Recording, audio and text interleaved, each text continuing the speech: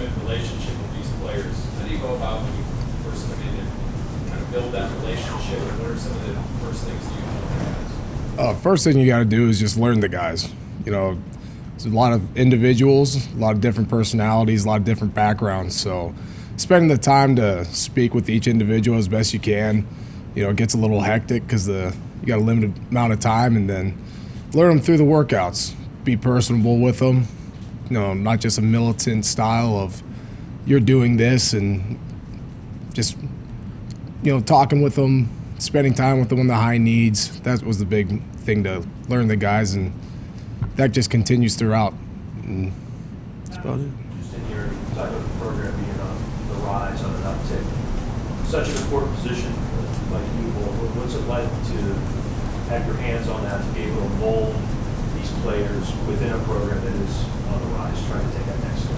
Yeah, I mean, it's an absolute honor. And it is. It's going up. I came into a situation that is unique in the sense that they weren't, you know, in a bad area. You know, the staff, it was all smooth coming in. This was one of the easiest transitions we've had coming in, and just the way the guys are, they're disciplined in certain things. They need a lot of work in some areas, but with that, you know, it's nothing too crazy. So it's great starting point, and you know, sky's the limit with these guys, I believe, and it's truly an honor to be in this situation. What do you see some of the big differences between college and pro game? College and pro game, obviously in the pros, it's the most elite of the elite. In college, you got a lot of elite players, you have a lot of great players, and you have some that aren't at that high level. But other than that, football's football, and strength and conditioning is strength and conditioning. So just taking the considerations of the sports, the biomotor and bioenergetic demands of the sports, and by each position, and develop the athletes based on their subjective needs. I feel like there are different schools of thought in strength and conditioning. I mean, like, I think on the outside, people might say, yeah, you just get bigger, stronger, and faster. There's a lot to it. No, I mean, it's not that hard. You know, I don't know how to put it in an easy sense. It's a science, it's an art, and it's, you know, a little bit of the old school clanging, banging weights. But it's not as simple as just getting bigger and faster. There's a lot, especially now, strength and conditioning is heading towards more of a tech end, which is good, getting objective data to base decisions on training protocols. And but once again, I could go on forever about the science and practice of strength and conditioning, but at the same time, it's not as complex as some people would like to perceive it. Would you say you have a philosophy? Now I'm going to steal Buddy Moore's quote and say that philosophies are for philosophers. I have a eclectic view of strength and conditioning based on the fundamental principles that apply to the athletes of football, and it's just a matter of material and concepts that I've stolen from people that I've worked with prior, and experiential learning that I've had in the realm of strength and conditioning as a football player, and being somewhat of a gym rat growing up, and that's all that is. Buddy's someone that's kind of well known around these parts. How much did you really take from him? Buddy is my mentor, Anthony Paroli's mentor.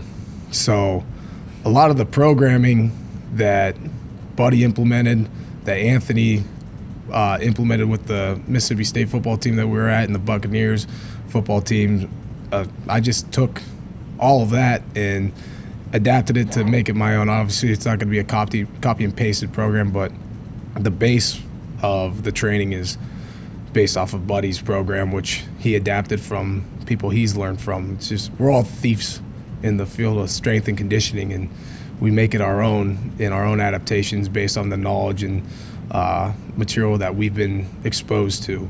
But a lot of it is, and I think Buddy was somebody that I've always looked up to, being a person from the area. He's obviously a legend in strength and conditioning, and hearing the stories from coaches on other teams, football coaches, and obviously Anthony, and Roger Kingdom on staff that worked with Buddy in Arizona, hearing those stories and finally meeting Buddy last year in person when we played the Cardinals was phenomenal. So kind of following in the footsteps, being in the Ironworks was something that was, again, truly an honor and privilege, and something I hold greatly to my heart. Anything additional for Coach? There's a, kind of go back to the college and pro question from a little bit ago. I think there's a lot of, usually a perception in college, the strength programs, there's a lot of team building, leadership development, things that kind of come along with that because you spend so much time with the guys. Is that more present in the college game? Do you feel like that happens more there than maybe it does at the pro level?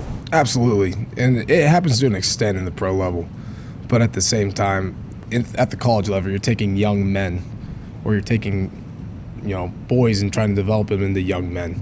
So you have to develop that character in them to understand how to be an adult. Where in the NFL, you get the rookies in, and you have to get exposure into the lifestyle of being somewhat independent. That's a little bit more individualized in the NFL, where in college it's, collective. NFL it's collective as well, but the incentive for a collegiate athlete, other than your own personal accolades, it's a team. And your own personal accolades in college is dictated a lot by the team success. So you have to instill that culture into the athletes and ensure that Coach Narduzzi's vision is being instilled in those athletes, and ensuring that we have a championship standard here at Pitt.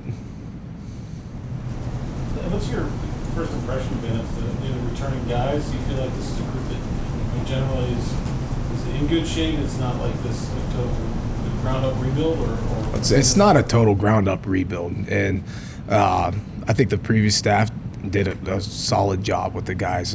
Dave and his staff.